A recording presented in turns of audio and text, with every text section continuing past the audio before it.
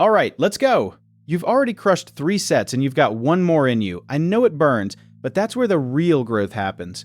Remember last week when you said you couldn't do 10? You just did 12. Come on, you've got this. First, ChatGPT is the project hub. The useful shift is to stop treating every conversation like a blank page. Create one project for a repeatable area of work, a client, a content system, a job search, or a weekly report. Put your reference files, standing instructions, and related chats there.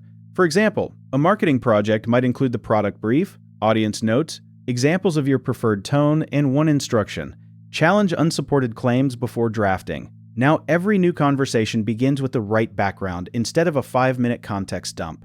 Use this for planning, turning rough notes into structured work, and keeping an evolving project together. But still verify facts that matter. A clean answer is not automatically a correct answer. Second, Claude is the thinking room. I use it when a draft needs more space, comparing several documents, working through a complicated argument, or building something interactive as an artifact. Here's the workflow. Give Claude the source material, define the reader, and ask for a plan before the draft. Then challenge the plan. What is missing? What would a skeptical reader question?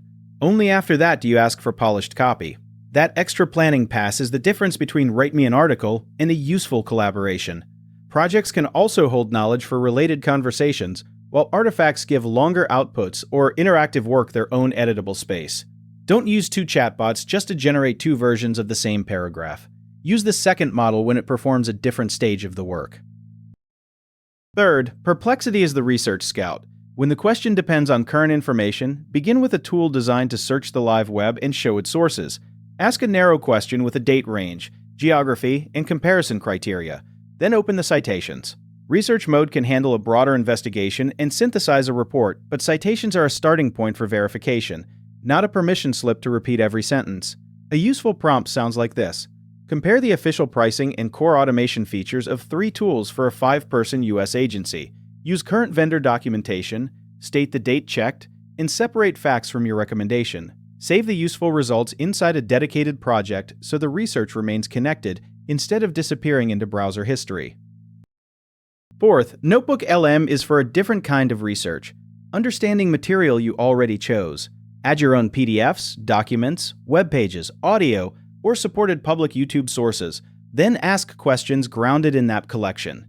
Imagine you have a 50-page report, 3 meeting transcripts, and a product brief. Instead of asking a general chatbot to guess, create a notebook and ask, where do these sources disagree? Cite each answer, and tell me what none of them establishes. NotebookLM can turn sources into formats like briefings, mind maps, and audio overviews.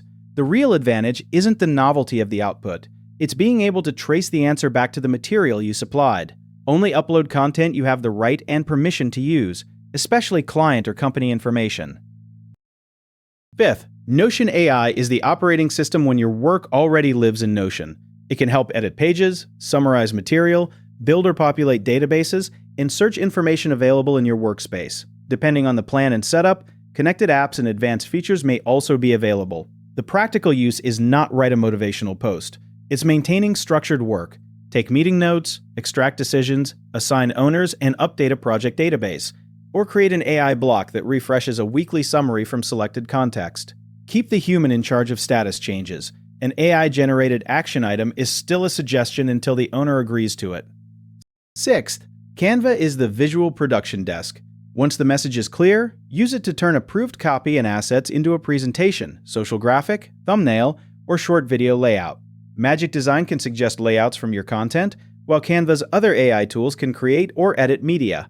The time-saving move is to create one master design with your fonts, colors, margins, and reusable components. Duplicate that system, not a random template, every week. AI can make a fast first pass, but you still check spelling, visual hierarchy, licensing, and whether the image honestly represents the content. A beautiful thumbnail that promises something the video never delivers is not good design. Seventh, Zapier is the handoff layer. It connects trigger and action workflows across thousands of apps, and AI steps can summarize, classify, draft, or make a decision inside a Zap. Start with something boring and reversible. When a form is submitted, save the response, classify the request, draft a reply, and place that draft in a review queue. Notice the last phrase, review queue. Don't let your first automation publish, send money, delete data, or email customers without approval. Describe the workflow in plain language. Inspect every field, test it with fake data, and check what happens when information is missing. Automation saves time only after it is predictable. Here's the complete system. Perplexity scouts the live web. NotebookLM analyzes the source pack you trust. ChatGPT holds the project context and turns findings into a plan. Claude pressure tests the reasoning and develops the long draft. Notion keeps decisions and production status organized. Canva turns approved ideas into visuals. Zapier moves the handoffs between steps. That does not mean every task travels through 7 subscriptions. Most days, it should use 2 or 3. The stack is a menu, not a ritual. If you only copy one idea from this video, copy this. Assign one clear job to each tool. When 2 tools do the same job, keep the one that produces the better result with less correction. And one final rule: never measure AI productivity by how much content it generates. Measure it by useful work completed, with fewer errors, fewer handoffs, and less time spent fixing the output. Which part of your week wastes the most time? Research, writing, meetings, design, or repetitive admin? Leave one word in the comments. I'll build the next workflow around the most common answer. Subscribe to Prompt Current for AI tools, real workflows, and no hype.